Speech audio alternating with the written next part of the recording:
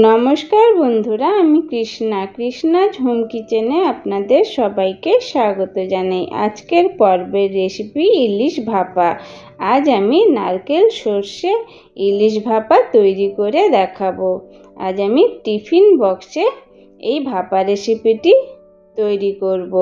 ইলিশ মাছের এই স্বাদ একবার বানিয়ে খেলে ভুলতে পারবেন না। প্রত্যেক বাঙালির খুবই পছন্দের এই ভাপা রেসিপি। চলুন তাহলে রেসিপিটি শুরু করা যাক।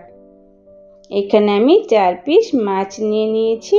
আমি মাছ আগের থেকেই কেটে নিয়েছিলাম, দেখতেই পাচ্ছেন। কেটে নিয়ে ভালো করে ধুয়ে নুন হলুদ মাখিয়ে নিয়েছি।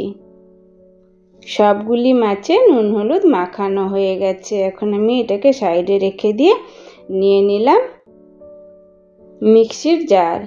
মিক্সি জারে এক এক করে সব ইনগ্রেডিয়েন্টস অ্যাড করব। প্রথমে দিয়ে দিলাম 2 চামচ কালো সর্ষে, 1 চামচ সাদা সর্ষে। চাইলে আপনারা যে কোনো একরকম সর্ষে দিয়েও বানাতে পারেন। আর দিয়ে দিচ্ছি 3 চামচ পরিমাণ নারকেল কুড়ো। দেওয়া হয়ে গেছে। এখন এর ভিতরে অ্যাড করে দিচ্ছি 4টে কাজু বাদাম। পরিমাণ মতো জল দিয়ে ফাইন পেস্ট রেডি করে নেব। খুব মিহি পেস্ট করে নেব। দেখুন পেস্টটি রেডি হয়ে গেছে।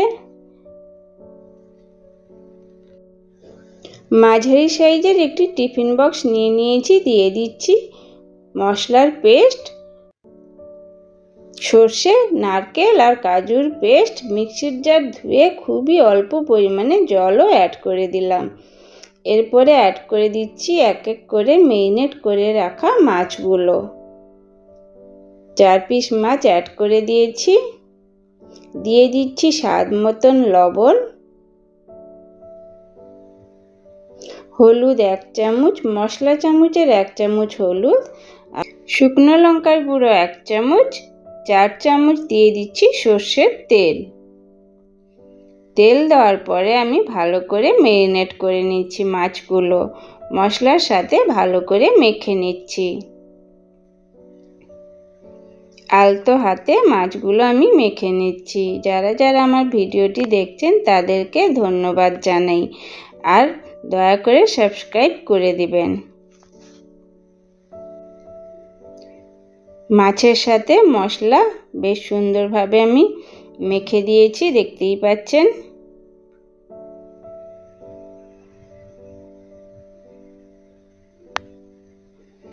দিয়ে দিচ্ছি 6টা কাঁচা লঙ্কা। কাঁচা লঙ্কার ঝাল ছিল না, তাই বেশি করে দিয়েছি। টিফিন বক্সে ঢাকাটা লাগিয়ে দিলাম।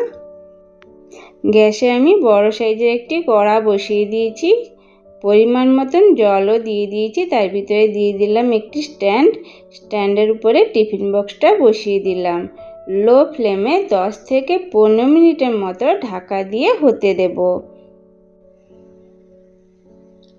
ঢাকা দিয়ে দিয়েছি। 15 মিনিট হয়ে গেছে। এখন আমি ঢাকাটা খুলে আপনাদেরকে দেখিয়ে দিচ্ছি। দেখুন জলটা কতটাই কমে গেছে। পুরো রান্নাটাই কিন্তু লো ফ্লেমে হয়েছে। এখন আমি 10 মিনিটের জন্য আবারও ঢাকা দিয়ে রেখে দিচ্ছি, দমে রেখে দিচ্ছি গ্যাস অফ করে। 10 মিনিট হয়ে গেছে। ঢাকা খুলে এখন আমি টিফিন বক্সটা বের করে নেব। 2টো খুন্তির সাহায্যে আমি টিফিন বক্সটা তুলে নিচ্ছি।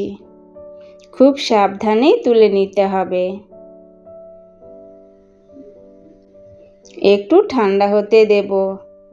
অনেকটাই গরম আছে, তাই আমি কিছুক্ষণ পরে ঢাকাটা খুলব।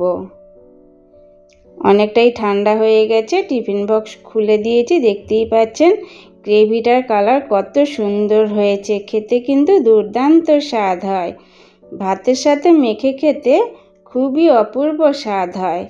আমার ভিডিওটি যদি আপনাদের ভালো লেগে থাকে তাহলে অবশ্যই like, comment, share and subscribe করবেন। আর হ্যাঁ, পাশে থাকা বেল আইকনটা ক্লিক করবেন যাতে প্রত্যেকটি ভিডিওর নোটিফিকেশন আপনাদের কাছে পৌঁছে যেতে পারে।